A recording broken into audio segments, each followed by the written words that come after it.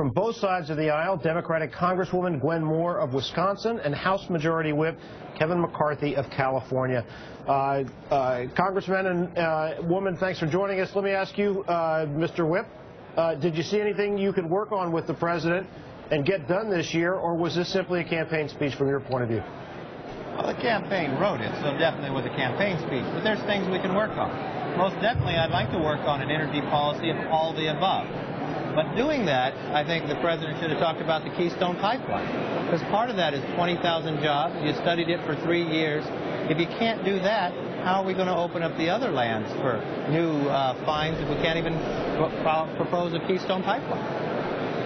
Congresswoman Moore, the president talked about insourcing, bringing jobs back to the United States. He talked about a unionized plan in your home state that was creating jobs.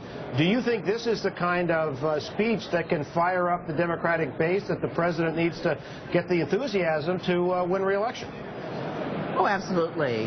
He talked about manufacturing jobs, and Milwaukee is the second largest manufacturer for a city of its size in the United States.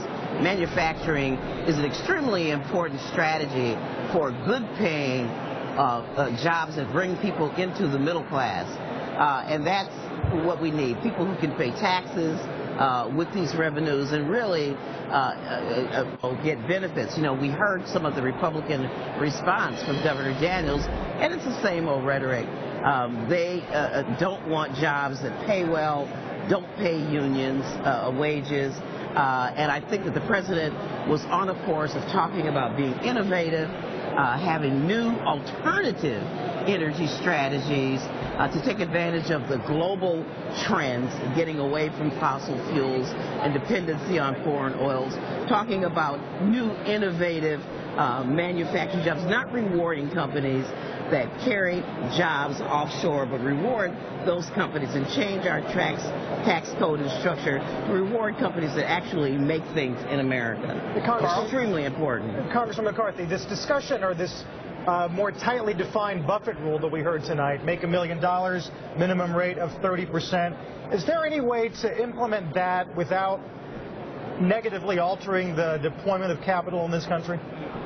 Look, if you're going to punish capital, you're going to get less of it. It's just a natural fact. That's why we raise taxes on cigarettes, because we want people to smoke less of them. What really has to happen, though, for America to compete worldwide, we have to change our entire tax code, and that's what Republicans have proposed. You know, we propose wiping away most of the subsidies you go through. Let us compete on a level playing field with other countries. You know, one of the most difficult things we had, and I wish the president would have talked about today, yes, it's the State of the Union, but it's also the anniversary, 1,000 days, and the Democrat-controlled Senate has never produced a budget. How can you go forward? We could have built 2 Empire State Buildings. Thomas Jefferson could have written the Declaration of Independence 58 times. There's so much. We could have gone to Mars and back. There's so many things we could have done. But if you can't basically do a budget when you have a $1.5 trillion deficit year over year, how can you plan anything else? Congresswoman, tight on time tonight. Appreciate your time, though. Good to talk to both of you. Thank you very much for this. We'll take a quick break.